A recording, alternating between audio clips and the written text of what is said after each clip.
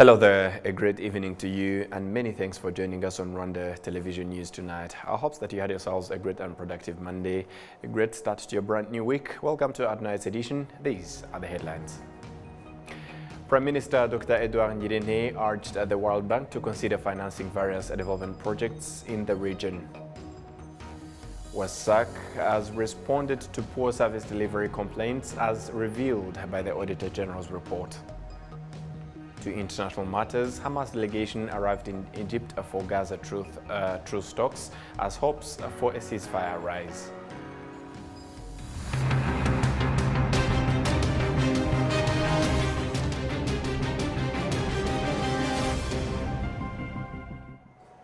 We are very glad to have your company tonight on Rwanda Television News. As we begin it off, Rwanda's Prime Minister Dr. Edouard Ngirente has urged the World Bank to consider financing various development projects, notably railways within the region. His call to action was delivered during the International Development Association Summit, IDA, held in Nairobi, Kenya. The summit, organized by the World Bank, serves as a platform to elevate the progress of development initiatives across the African continent. During his address to the participants of the summit's closed session, Prime Minister Dr. Edouard Ngirente, representing the President of the Republic of Rwanda, His Excellency Paul Kagame, acknowledged the strong cooperation between Rwanda and the World Bank. He further urged the World Bank to extend its support to future development projects within the East African community, particularly emphasizing the construction of railways. Additionally, Kenya's President, His Excellency William Ruto, emphasized the necessity of enhancing capacity to address economic challenges. The escalating debt burdens compounded by the impact of climate change and the economic scars of COVID-19 pandemic underscore the necessity for accessible, affordable, and long-term financing, the primary discussion of our conversation today. The imperative and urgency of achieving replenishment target of at least US $120 billion cannot be overstated. President Ruto highlighted that sustainable development in African countries remains elusive primarily because loans and funds often neglect crucial sectors like education, health, and projects aimed at enhancing people's well-being. Uganda's President Yoweri Museveni and Ghanaian President Nana Akufo-Addo echoed concerns about many sub-Saharan African countries grappling with the challenge of debt repayment. In response to these challenges, Ajay Banga, the president of the World Bank Group, emphasized the need for improvement in the functioning of the World Bank. He also stressed the importance of enhancing cooperation in the projects that directly impact the well-being of people, as agreed upon with the heads of states. First, invest in our people. A skilled, educated, healthy workforce, digitally savvy, including women, is the bedrock of any thriving economy. A skilled, educated, healthy workforce, digitally savvy, including women. We need to ensure that every child has access to quality education, from primary school to vocational training and beyond. We must work to make healthcare accessible to them. And to confront that challenge, we're using IDA to support our goal of providing quality, affordable healthcare to 1.5 billion people globally in 5 years. In a statement endorsed by officials attending the 21st century of the International Development Association for Africa, there was a collective agreement to enhance cooperation and enhance effectiveness in the World Bank Group. The group assists underdeveloped countries in their economies, with a particular emphasis on projects aimed at lowering production costs across the continent. The summit marks the 21st convening since the establishment of the World Bank in 1960. Over this period, the World Bank has assisted 36 countries in overcoming poverty, with some of these nations now contributing to the fund's initiative. The Water and Sanitation Corporation, WASAC, says it has established branches in all districts of the country and storage for water meters in every province in a bid to improve performance as well as service delivery. This was announced as the Public Accounts Committee, PAC, in the Rwandan Parliament received the institution's officials for verbal explanations on funds management. Residents in different parts of the country have been calling for a solution to the issue of insufficient or delays in receiving water meters. icyo twifuza nuko mwadukora ubuvugizi izo konteri zikaboneka. It has been 2 months. We applied for water meters. They told us they will arrive soon, but we've been waiting in vain. We need advocacy so as to get the water meters that we applied for. We are still waiting for the water meters to be able to get clean water. The same issue was raised by the Parliamentary Accounts Committee members. aho hari ikibazo cy'abaturage batinda kubona za mubazi. There is an issue of delay in acquiring water meters for residents. They apply and it can go up to 600 days before getting the water meters. It is an issue of poor service delivery, and WASAC said a solution will be given soon. Tugaragarije ko hari ibyo bagiye gukosora. WASAC Group CEO Professor Munyaneza Omar noted that a solution have been sought. kuriya gusaba amazi umuturage ashaka ko tumuha amazi bushya. When residents apply for a new water meter, sometimes you find that they are out of stock. In the recent reforms, WASAC Utility will be able to get equipment easily because meters are imported.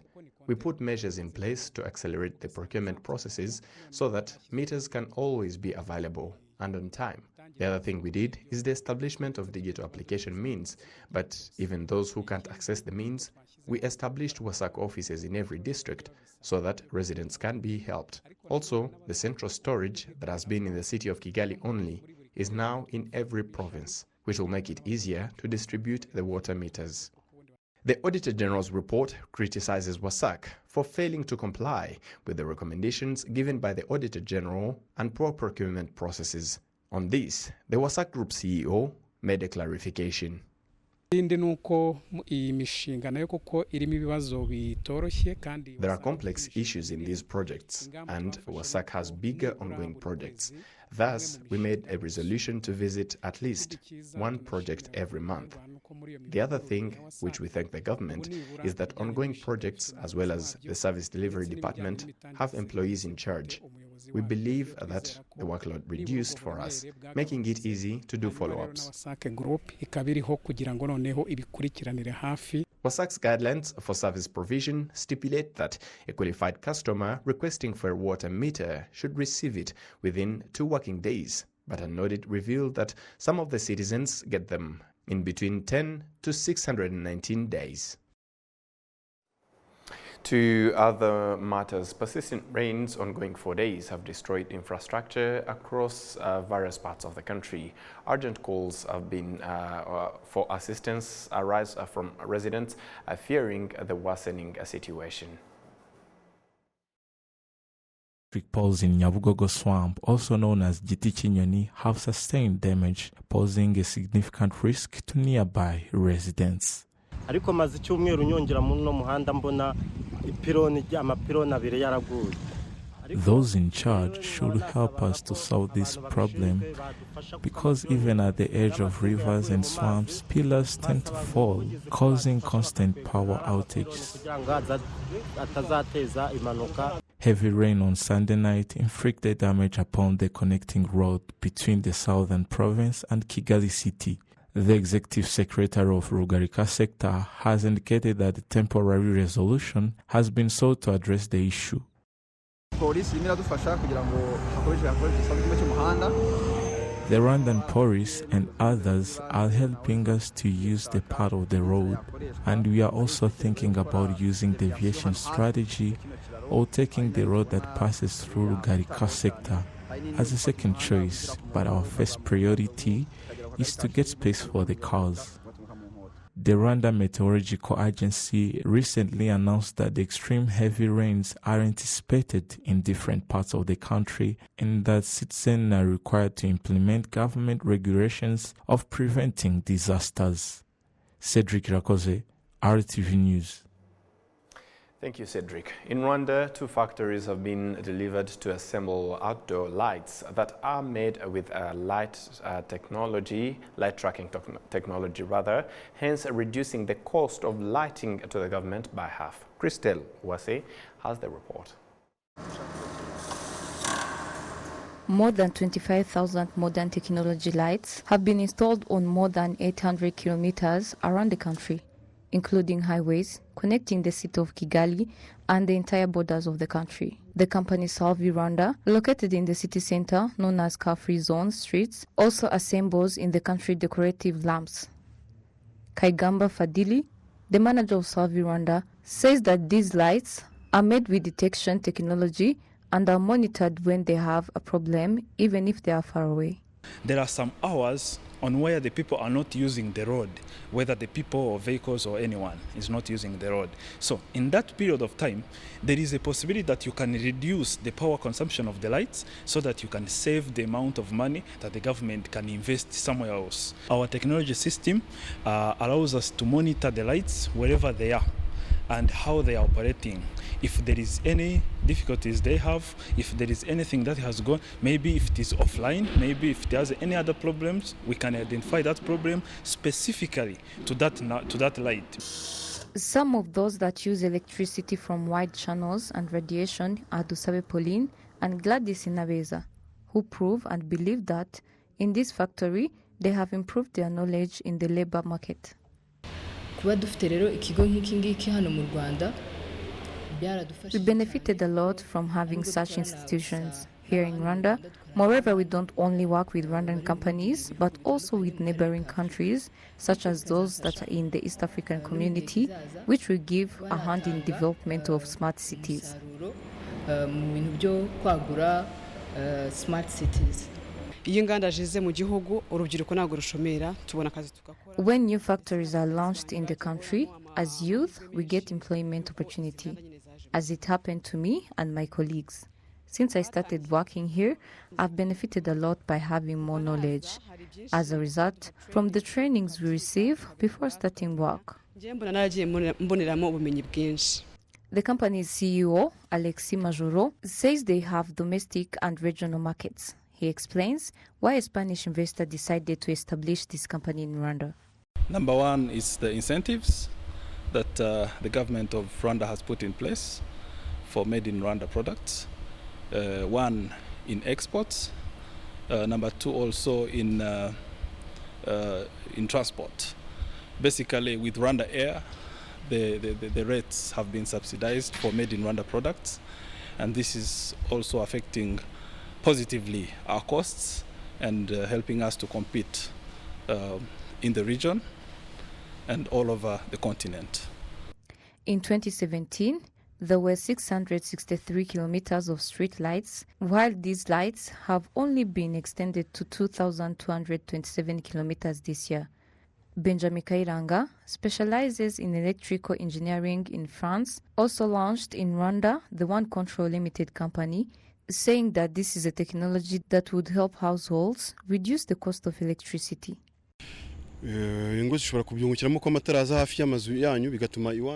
Receiving such street electricity near our homes, plus the lamps, came with a technology that help us in the reduction of the electricity consumption, for their light is sufficient. As an example, on the street lamp, it has 100 kilowatt that can light the whole compound without installing a lot of lamps. At 186 cents per integer for electricity, street lights across the country per month spend about 2 million kilowatts. Edras Rugira, planning director at the Energy Development Agency, affiliated to the Rwandan Energy Company, says that there is a great benefit that the country has benefited from the proximity of such industries and other industries that assemble in Rwanda these lights made of this technology.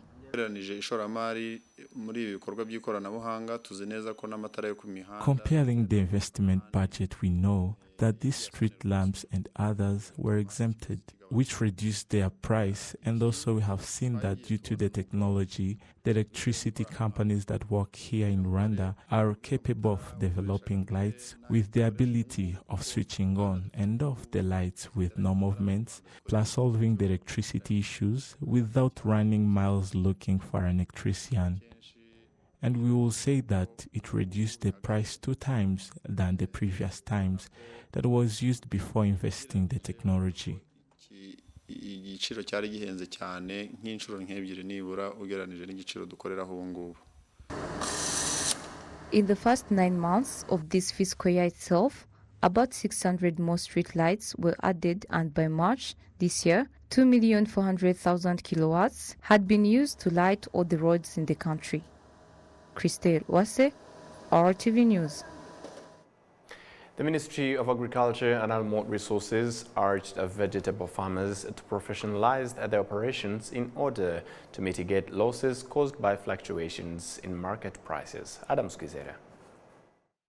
Experts believe adopting professional farming practices can provide opportunities for profitability and reduce the rate of losses.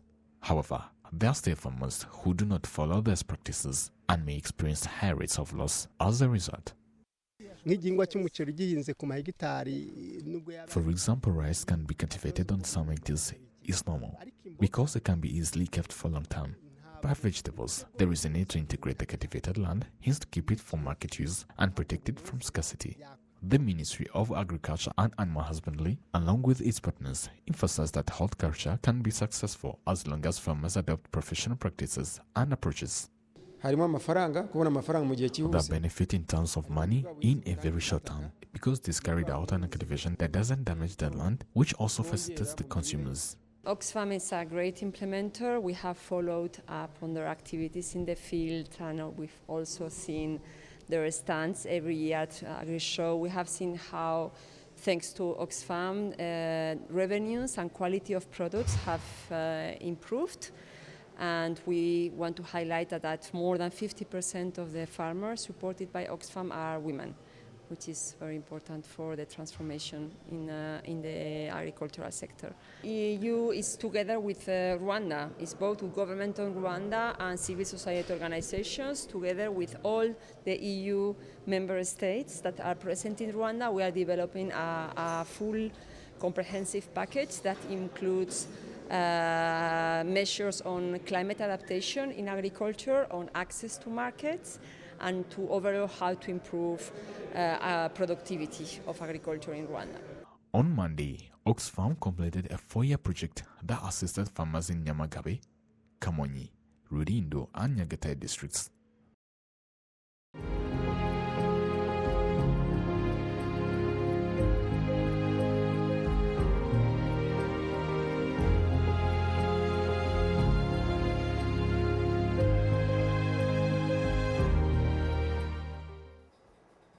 To Kwibuka-related matters, author Immaculée Iribagiza acknowledges the courage of the Inkotanyi who liberated the country and saved the Tutsi who were being persecuted in the genocide against the Tutsi, as well as the ongoing efforts of Rwandans in the rebuilding and development of the country. Adam Squizera.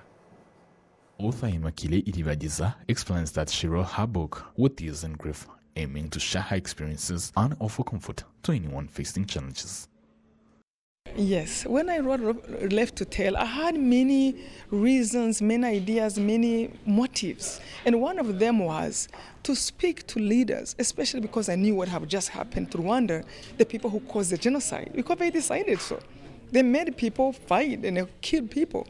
You know, they made people go to kill their brothers. So I wanted to tell, hoping, and I don't mean leaders just in Rwanda, I was speaking to the people all over the world, in America, and I was trying to tell them, please, don't lead in a way that you're leading people into the war. It's horrible. Nobody really wins. You know, everybody suffers in some ways. Sometimes those who die are better off because it's over. And then others are left with their conscience that will eat them. Others are left with pain, hunger, to care for others who have been hurt.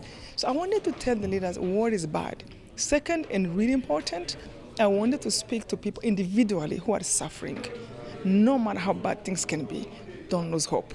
In her book, which she plans to translate it in Kinyarwanda, Immaculée Iribagiza describes how she was hiding in the bathroom of Pastor's house for 91 days during genocide against Tutsi, together with other 7 people.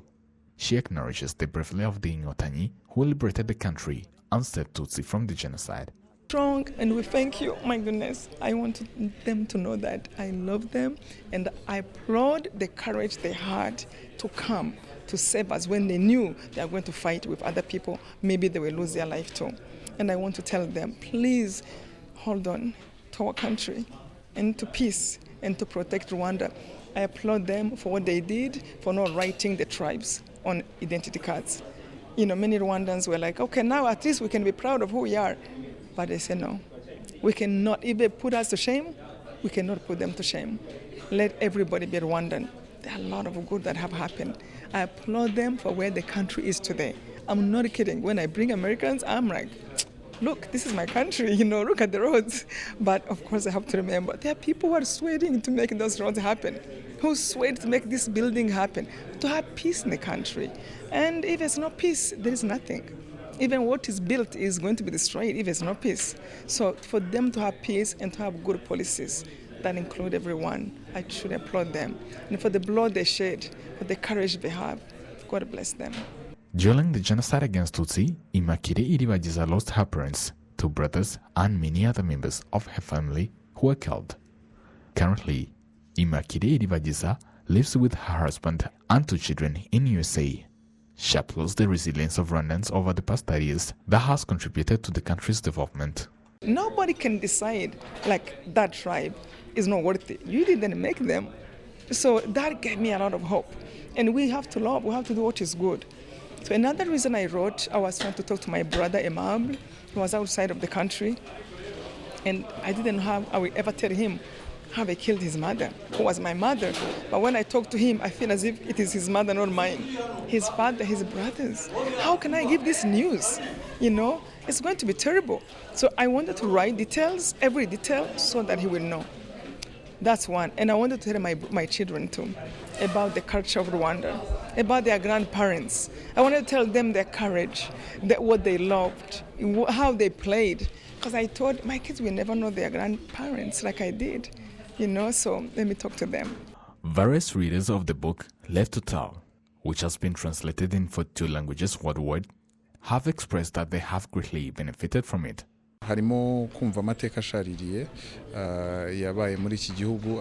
From this book, we read the tragic history that happened here in our country, but there is also where we learn to get another hope for living and forgive. As well as I also learned that we should work together in the journey of healing the wounds that our people got from this history. Immaculée Iribagiza was born in Imatawa, former Kibuye Prefecture, which is currently Karongi district in Rwanda. She is known for writing several books, including those related to the genocide against Tutsi. Iribagiza was grown to be the protective pact, Umurinzi w'Igihango, in 2021. Adam Squizera, RwandaTV News.